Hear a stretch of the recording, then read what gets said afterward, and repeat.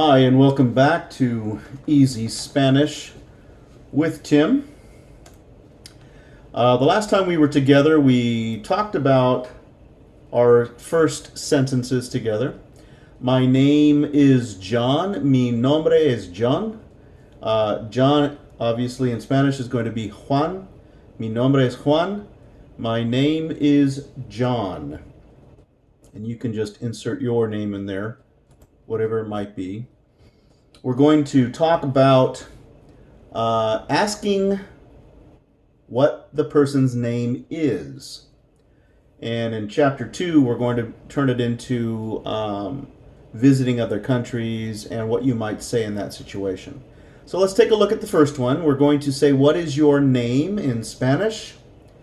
This is cuál, almost like koala, like the bear, koala, cuál. ¿Cuál es su nombre? ¿Cuál es su nombre? What is your name?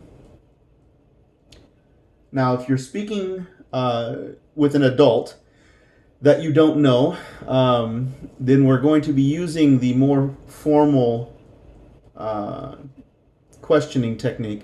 It's going to be su. If you know them, you wouldn't be asking them this name, right? What's your name? Because you know them. So, ¿cuál es su nombre? ¿Cuál es? This sounds like it's going to be almost one word. ¿Cuál es? ¿Cuál es su nombre? What is your name? This is more like your name is, and then waiting for them to answer. Su nombre es. Again, for an adult or for someone you do not know, you're going to use the su. That's the usted, the formal way of you. If it's for a child, then you're going to say tú. Tu nombre es. Tu nombre es. So su and tu basically mean the same thing. One is for addressing formality in a formal way. The other is a non-formal or to someone of not the same status. Adult to a child, for instance. Both of them mean your name is, and then you wait for them to answer. Okay, so let's take a look. We're going to be saying, my name is, what is your name? Okay, now there's many different ways, just like in English, there's many different ways to say, what's your name? What is your name, please? What are you called? And so that's the same thing in Spanish. So we're going to use either, ¿Cómo se llama usted? How are you called? Or, ¿Cuál es su nombre? What is your name? Mi nombre es, ¿cómo se llama usted? Or, ¿cuál es su nombre? Mi nombre es, the other person is going to answer, my name is, mi nombre es, and then nice to meet you. There's many different ways to say it. Un placer is a pleasure. Encantado de conocerte. That's enchanted to meet you. So there's many different ways to say it. And we're going to practice this one. Encantado. Just by cutting it off here, it's like the old English way of saying enchanted. Enchanted. It means the pleasure is mine. So many options. So let's try it. Mi nombre es, and then you put your name in there. Encantado. Encantado. Encantado.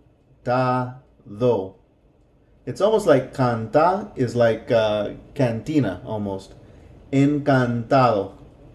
De conocerte. Remember the C is going to sound like an S because it is before an E. Conocerte. Encantado de conocerte.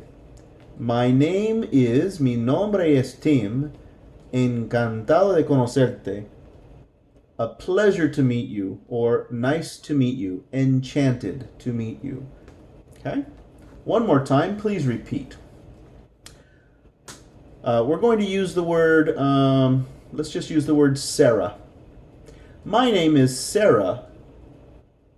¿Cómo se llama usted? Mi nombre es Tim. Encantado de conocerte. Encantado de conocerte. Encantado de conocerte. Encantado de conocerte. Now, remember that when we are speaking a foreign language, it is not going to take one day, it is not going to take a week, it is not going to take a year. This is an ongoing learning process. I've been speaking Spanish for 21 years. Every day I learn something new. It is not my first language, it is not my second language, it's my third.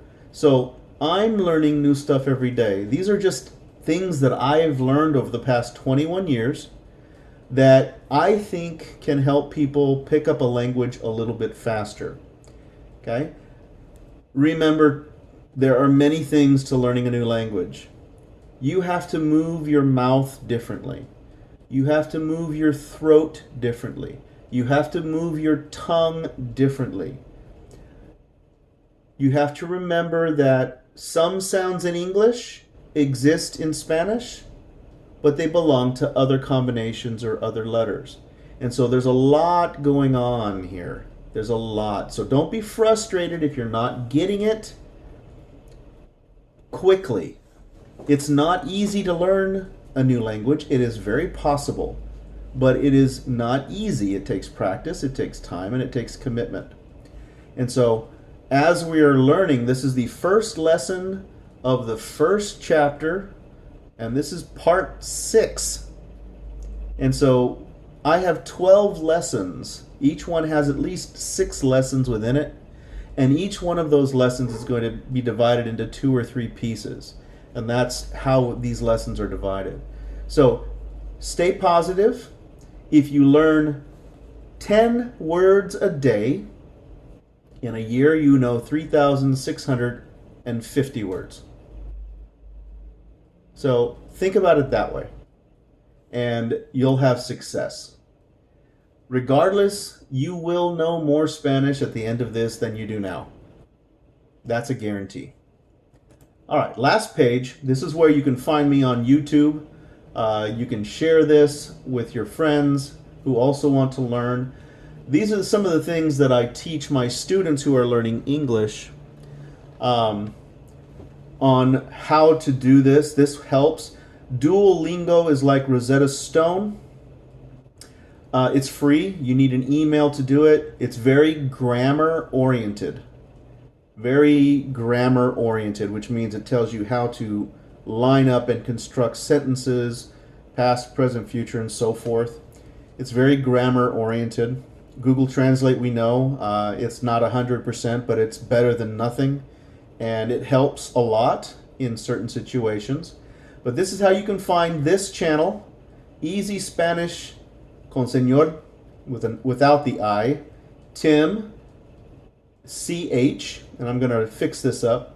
I did this corny title because there are so many YouTube things that say Easy Spanish that just take out that I. I'm going to fix that after this lesson. One other thing you might want to consider after you've taken some lessons and so forth is watching the news in Spanish 3 times a day with subtitles in Spanish.